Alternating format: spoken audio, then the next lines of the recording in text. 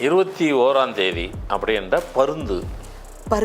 ஆமாம், பருந்து, கழுகு, கருடன், இது மூணும் ஒன்றும் வேறு வேறு இனம். என்னென்னா அது கூடு கட்டுறது வந்துட்டு இருக்கிறதுலே அது நம்ம நம்ம இப்போ நம்ம இங்கே இருக்கிறோன்னா அதுவும் இங்கே வசிக்குதுன்னாக்கா நம்ம இருக்கிற இடத்தையும் தாண்டி காட்டு பகுதியில் போயிடும், மலைப்பாங்கான இடத்துக்கு போயிடும். குறுகிய காலத்தில் ஒரு 2 வருஷம் 3 வருஷத்தில் பார்த்தவங்க இருக்கிறதுல மிகப்பெரும் கோடீஸ்வரன் ஆயிடுவீங்க. அப்படி ஒரு சக்தி அதுக்கு இறைவன் கொடுத்துருக்கிறாரு. ஆனால் கிடைக்கணுமே சார், எங்கே போய் தேடுறது? சீக்கிரம்லாம் வாய்ப்பில் கிடைக்கிறதுக்கே கிடைக்காது. 21ஆம் தேதி பிறந்தவங்களிடமும் ஒரு இறை சக்தி இருக்கும். அந்த கனெக்டிவிட்டி, அதாவது பருந்துக்கே ஒரு இறை சக்தி கொடுக்கும்போது 21ஆம் தேதி பிறந்தவங்கள்கிட்டும் ஒரு இறை சக்தி இருக்கும். ஆன்மீகமாக நினச்சி அதை செய்வாங்க. ஒரு ஆன்மீகத்தில் இருந்தாக்கா எப்படி தொழிலை நேர்த்தியாக செய்யணுமோ அவ்வளோ ஆனஸ்டாக பண்ணுவாங்க. பயபக்தியோடு செய்யும் தொழிலே தெய்வத்துக்கு உறுத்தாக அதை கரெக்டாக கடைப்பிடிப்பாங்க.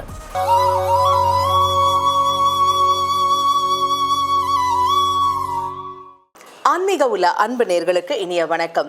நம்ம வாழ்க்கையில் ஒவ்வொருத்தருக்கும் வெற்றி தரக்கூடிய அற்புதமான ஒரு பொக்கிஷ பெட்டகம் தான் எண் கணித குறியீடுகள். அந்த குறியீடுகள் எப்படி நம்ம பயன்படுத்த நம்முடைய வாழ்க்கையில் வெற்றி கிடைக்கும், நமக்கும் ஜாக்பாட் அடிக்கும், நம்முடைய வாழ்க்கையிலும் அதிர்ஷ்ட காத்து வீசும் அப்படிங்கிறது குறித்து தெளிவான விளக்கங்களை நமக்காகவே எடுத்துரைப்பதற்காக நம்ம அரங்கிற்கு வருகை தந்திருக்காரு ஃபார்மேட் நியூமராலஜியின் தந்தை டாக்டர் மகாதன் சேகர் ராஜா அவர்கள். வாங்க நேயர்களே, சார் சந்திப்போம். வணக்கம் சார். வணக்கம்மா சார். கடந்த பல எபிசோட்ஸா 1 முதல் 20ஆம் எண் வரைக்கும் அந்தந்த எண்ணிற்கு உரித்தான நீங்க நிறைய ஆராய்ச்சி பண்ணி கடும் தவம் இருந்து கண்டுபிடித்த எண்கணித ரீதியான குறியீடுகள் என்ன, அந்த குறியீட்டை அவங்க எப்படியெல்லாம் பயன்படுத்தினாக்க அவங்களுடைய வாழ்க்கையில உச்சக்கட்ட பிரம்மாண்ட வெற்றியை எட்டி பிடிக்க முடியும் அப்படின்னு தெளிவான விளக்கங்களை எங்களுக்காகவே பதிவு பண்ணீங்க சார். இந்த எபிசோட்ல 21ஆம் எண்ணிற்கு உரித்தான குறியீடு என்ன, அதை அவங்க எப்படி சரியா பயன்படுத்தணும்? கண்டிப்பாக 21ஆம் தேதி அப்படி என்ற பருந்து. ஆமாம், பருந்து, கழுகு, கருடன், இது மூணும் ஒன்றும் வேறு வேறு இனம். ஆனால் அதனுடைய ஆக்டிவிட்டீஸ், அதனுடைய இதெல்லாம் பார்த்திங்கன்னா கிட்டத்தட்ட நியரஸ்டாக தான் இருக்கும். குணம் ஒன்று இனம் வேறு. ஆமாம், குணம் ஒன்று இனம் வேறு. ஒன்றும் பெருசாலாம் இருக்காது. என்ன அந்த உயர பறக்கிறது கழுகை விட அதிகமாக உயர பறக்கிறது பருந்து தான். கழுகை ஹைட்டு, அதோட ஹைட்டு பருந்தெல்லாம் கண்ணுக்கே தெரியாது. இன்னும் ரொம்ப ஹைட்டு இருக்கிறதுல பருந்து தான் ரொம்ப ஹைட்டாக பறக்கும்.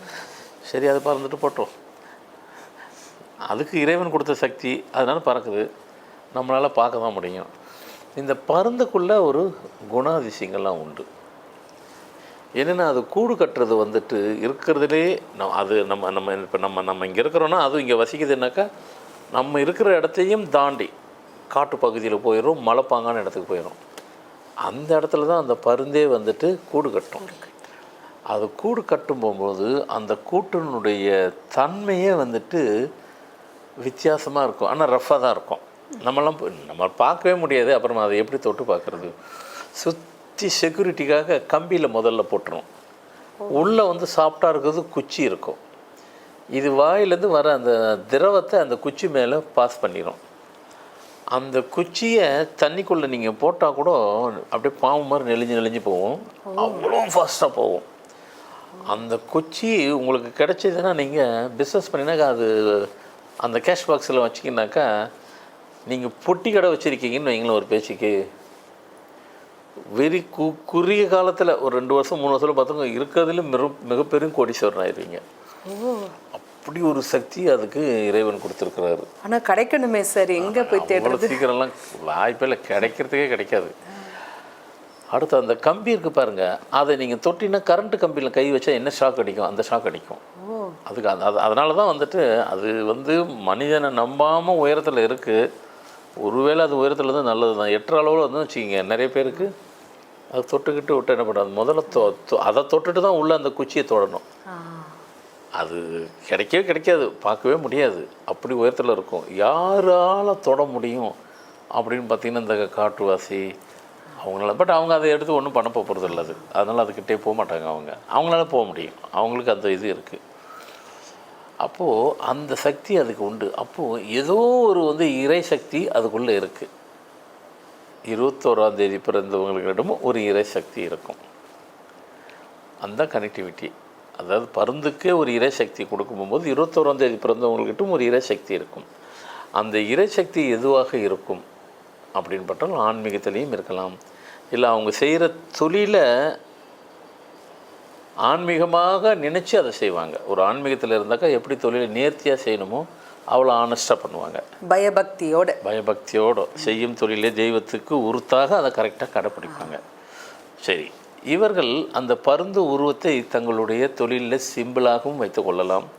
அந்த பருந்து உருவத்தை அவங்க போடுற ட்ரெஸ்ஸிலையும் பொறிச்சிக்கலாம். இல்லை பருந்து வந்து அது ஸ்டாச்சு மாதிரி சிலை மாதிரி வச்சுக்கிட்டு அவங்க டேபிள் மேலே வச்சுக்கிடலாம். ஏன்னா அது இறை சக்தி கொண்ட ஒரு பறவை, அதுக்கும் ஒரு சக்தி, உங்கள்கிட்டையும் ஒரு சக்தி, 2 சக்தியும் உங்களோடு சேரும் போகும்போது உங்களுடைய வாழ்க்கையின் அடுத்த கட்டத்துக்கு நீங்கள் உயர்வீர்கள். அடுத்து 22க்கு என்ன சொல்லலாம் குறியீடாக என்றால் கரடி. ஆமாம், ஏன் கரடி சொல்கிறேன்னா, கரடி புடி ஒன்று பிடிச்சதுன்னா விடவே விடாது, உடும்பு மாதிரி. ஆமாம், உடும்பு கூட பிடிச்சா விடாதுன்னு பொதுவாக சொல்லுவாங்க.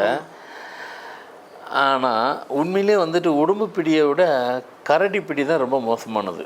நீங்கள் பொதுவாக வந்துட்டு இந்த காட்டுப்பகுதி கொஞ்சம் ஒட்டினா மாதிரி, இவங்க வீடு ஒட்டினா மாதிரி காட்டுப்பகுதி இருக்கும். அவங்க எதுக்கு பயப்படுவாங்க நல்லா கேட்டிங்கனாக்கா, எல்லாம் அனிமல்ஸாக அக்ரெசிவாக இருக்கிற எல்லா அனிமல்ஸுக்கும் பயப்படுவாங்க, அது வேறு விஷயம். இதில் ரொம்ப மோசமாக இருக்குதுனாக்கா கரடி. ஐயோ கரடி வந்துச்சுன்னா வேண்டாம்பாங்க. என்னென்னா அது பிடிச்சுன்னா விடவே விடாது. அந்த பிடி பிடிக்கும், அதுக்கு பேர் தான் கரடி பிடி. சரி, கரடி அந்த பிடி பிடிக்குது, பரவாயில்ல. ஆனால் மனுஷன் 22ஆம் தேதி பிறந்திருக்காங்க பாருங்கள், அவங்களுக்குன்னு சில ஒரு கொள்கையை பிடிச்சாங்கன்னா விடவே மாட்டாங்க, மாற்றிக்கவே மாட்டாங்க. அதனால் அந்த பிடியினால் லைஃபே போனாலும் கவலைப்பட மாட்டாங்க. அந்த பிடியினால் அவங்க பிஸ்னஸே என்ன ஆனாலும் கவலைப்பட மாட்டாங்க. அந்த பிடி அவங்களுக்கு நல்லதா இல்லையா நான் அதுக்குள்ளே போகல, அதனால் பண்ணுவாங்கன்னு கூட சொல்லிட்டு அது சரியாக தவறுன்னு அவங்க தான் டிசிஷன் இருக்கணும். ஆனால் கரடி பிடியை வைத்திருப்பவர்கள் 22ஆம் தேதி. அப்போ கரடியை போட்டுக்கலாமா அப்படின்னாக்கா குறியீடாக போட்டுக்கலாம். ஏன்னா நல்ல விஷயத்துக்கு கரடி மாதிரி பிடிச்சது என்ன தவறு இருக்குது? நான் வாழ்க்கையில் மிக உயர்ந்த இடத்துக்கு நான் சென்று தான் ஆவேன்னு ஒரு தீர்மானமாக இருக்காங்க. அது கெட்ட பிடி இல்லையே, நல்ல பிடி தானே, நல்ல சிந்தனை தானே. நான் மிக உயர்வதற்கு என்ன வேணாலும் நான் என்ன தியாகம் பண்ணிப்பேன் அப்படின்னு நினைக்கிறது தப்பான ஒரு நல்ல விஷயம் தானே. அந்த பிடிப்பு வந்து ஸ்ட்ராங்கானது தானே. அது மாதிரி அவங்களுக்கு அந்த கரடின்றது ஸ்டாச்சு மாதிரி செஞ்சு டேபிள் மேலே வைங்க. உங்கள் செய்கிற தொழில் மேலே நீங்கள் அது ஒரு சிம்பிளாக வைங்க. நீங்கள் ட்ரெஸ்ஸு போட்டிங்கனாக்கா அதில் வந்துட்டு ட்ரெஸ்ஸையும் அதே ட்ரெஸ்ஸுலேயும் நீங்கள் பொறிச்சு வைங்க. இதே வந்து 22லேயும் வந்து அதிகமாக யார் இருப்பா?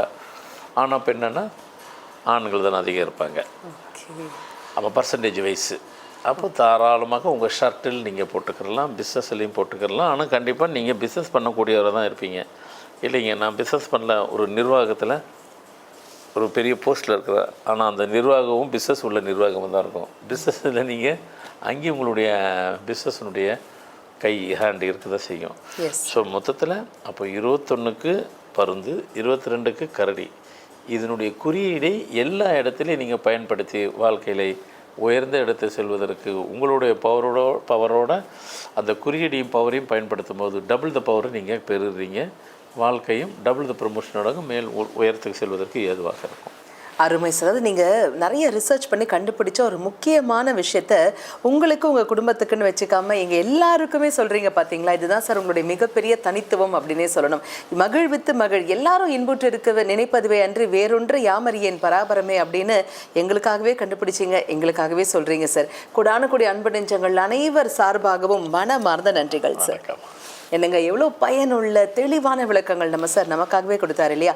இதே மாதிரி இன்னும் நிறைய பயனுள்ள விளக்கங்கள், குறிப்பாக 23ஆம் எண் முதல் 31ஆம் எண் வரைக்கும் அவங்களுக்கு உரித்தான பிரத்யேக எண் கணித குறியீடுகள் சார் கண்டுபிடிச்சார் இல்லையா? அந்த குறியீடுகள் என்ன, அதை அவங்க எப்படி சரியாக பயன்படுத்தினாக்கா அவங்களுடைய வாழ்க்கையில் மிகப்பெரிய பிரம்மாண்ட வெற்றி கிடைக்கும். இது குறித்த நிறைய விளக்கங்களை அடுத்தடுத்து வரக்கூடிய வீடியோஸில் நம்ம பார்க்க போகிறோம். மீண்டும் சந்திப்போம். அதுவரை நன்றி, வணக்கம்.